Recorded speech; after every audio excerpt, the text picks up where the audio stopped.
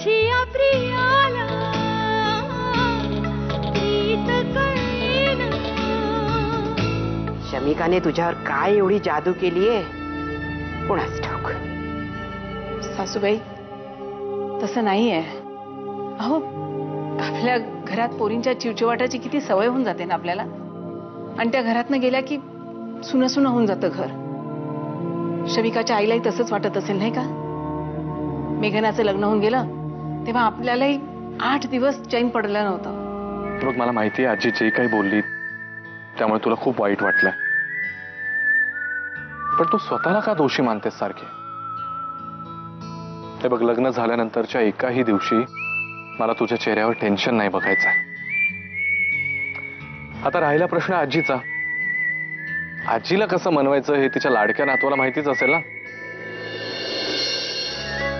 बाकी बेटा बोल, तुझं सासर काय म्हणते? How are you enjoying? हा काय नाही, चाललंय सगळं छान। तू घरी काही स्वयंपाकाला मदत वगैरे करतेस की नाही? हो म्हणजे तू बनवलेलं तुझ्या आजी सासूबाईंना आवडतं की नाही?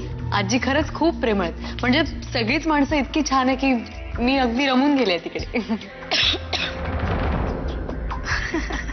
How lovely.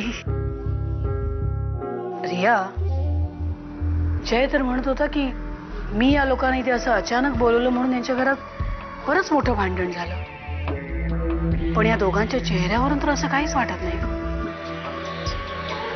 नाही, मला वाटतं आपण जे काही करतोय दॅट इज नॉट इनफ। असं काहीतरी आता मीच करायला हवं की ज्याने यांच्या घरात खरंच खूप मोठं वादळ निर्माण होईल।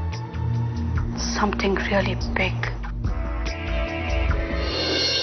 आम्ही निघतोय, घर नीट सांभाळ आणि माझा बटवा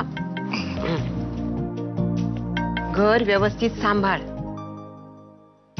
तसा माझा विश्वास नाहीये तुझ्यावर, पण विभाने सांगितलंय म्हणून विश्वास ठेवते। चकुलीलाही सांभाळायचं आहे तुला। हो, आणि स्वयंपाक व्यवस्थित करून ठेव। आता आपल्यालाही विचार करायला हवा ना, म्हणजे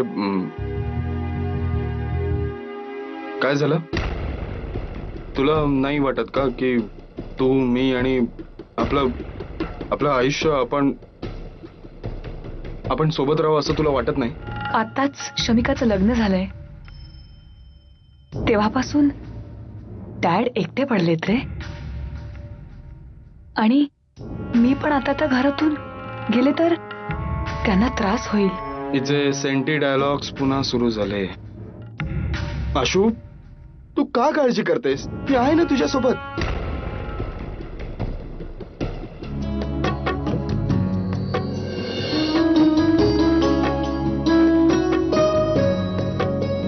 अभि, छकुली कुठे आहे? आज झोपली ना, शांत झोपली आहे, काही त्रासच नाही। अभि, तू तर हिला मदत केली नाहीस ना? मी काय मदत करणार आहे आजी? मी आता आलोय ग, मी काय मदत करणार तिला?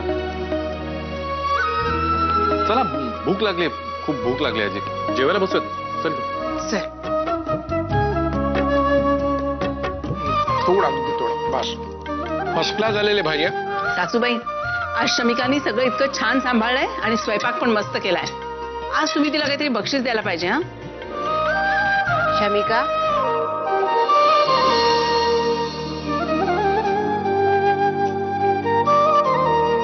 इकडे ये।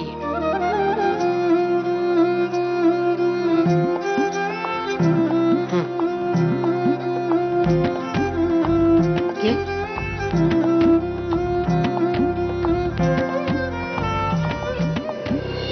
औषवंत।